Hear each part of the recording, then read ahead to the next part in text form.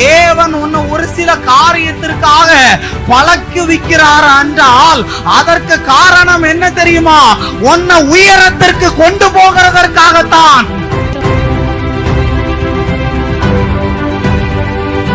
குழப்பங்களை கொண்டு வந்து கொண்டிருக்கிற பொல்லாத ஆவி இயேசுவின் நாமத்தினால் முறிந்தோடி போகிறது. ஹோலி ஸ்பிரிட் உனக்கு விடுதலை.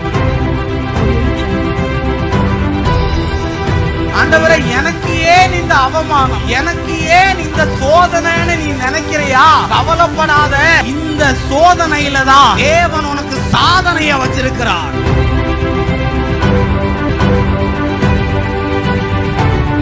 பூட்டப்பட்டிருக்கிற எல்லாம் இயேசுவின் நாமத்தினால உனக்கு திறக்கப்பட போகிறது.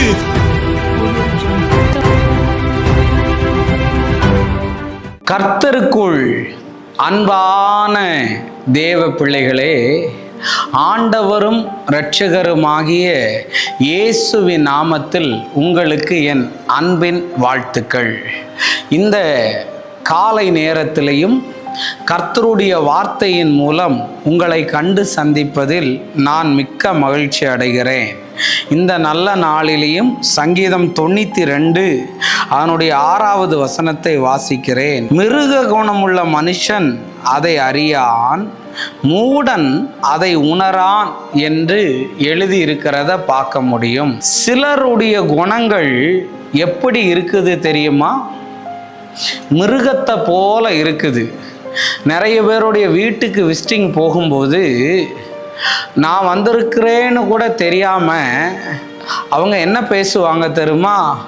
6 அறிவு படைத்த மனிதனை 5 அறிவு கொண்ட மிருகங்களுடைய பெயரை வைத்து திட்டுவாங்க.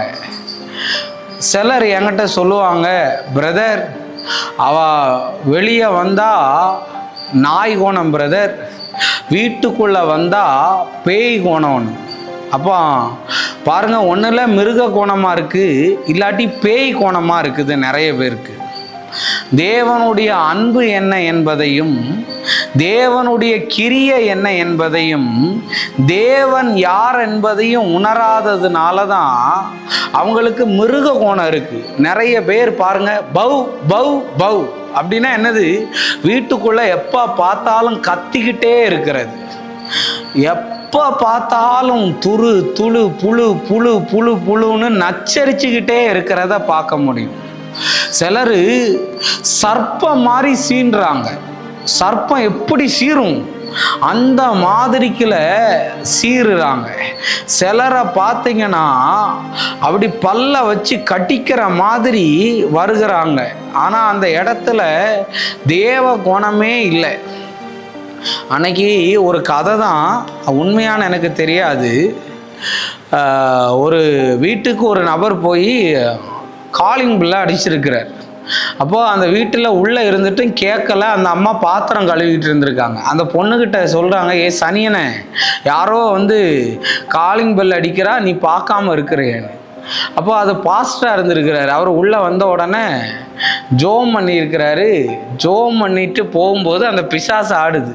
நான் ரோட்டு வழியாக போயிட்டு இருந்தேன், அவள் என்ன கூப்பிட்டா, ஏ சனியனை போய் பாருன்னு சொன்னான்.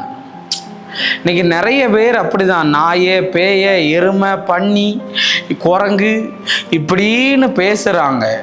தேவனை தெரியாதவனும் தேவனை அறியாதவனும் மூடனும் தான், புத்தி கெட்டவனும் தான் இப்படி பேசுவான். அதனால் தேவ பிள்ளைகளே, உங்கள் குணங்கள் மாறட்டும். நிறைய பேருக்கு பச்சோந்தியினுடைய குணம்னு சொல்கிறாங்க. ஆளுக்கு தகுந்த மாதிரி, இடத்துக்கு தகுந்த மாதிரி பேசுவாங்க. நிறைய பேர் சொல்லுவாங்க, நல்லது நடக்கும்போது நன்றி உள்ள நாயின்னு. நிறைய பேர் சொல்லுவாங்க, நல்லது நடக்காத போது நன்றி கட்ட நாயின்னு.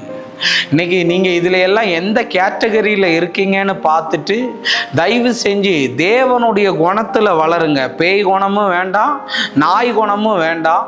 ஆண்டவருடைய குணம் உங்களில் வரட்டும். நம்ம ஜெபிப்போம். அன்பான நல்ல ஆண்டவரே, இந்த நேரத்திற்காக நன்றி சொல்கிறேன். ஆண்டவரே, நான் பேசின வார்த்தைகள் இந்த பிள்ளைகளுடைய வாழ்க்கையை தொட்டு மனம் திரும்ப வைக்கட்டும்னு நான் ஜெபிக்கிறேன். இயேசுவின் நாமத்தில் வேண்டுகிறேன் நல்ல பிதாவே. ஆமேன், ஆமேன், ஆமேன். God bless you. கர்த்தர் உங்களை ஆசீர்வதிப்பார்.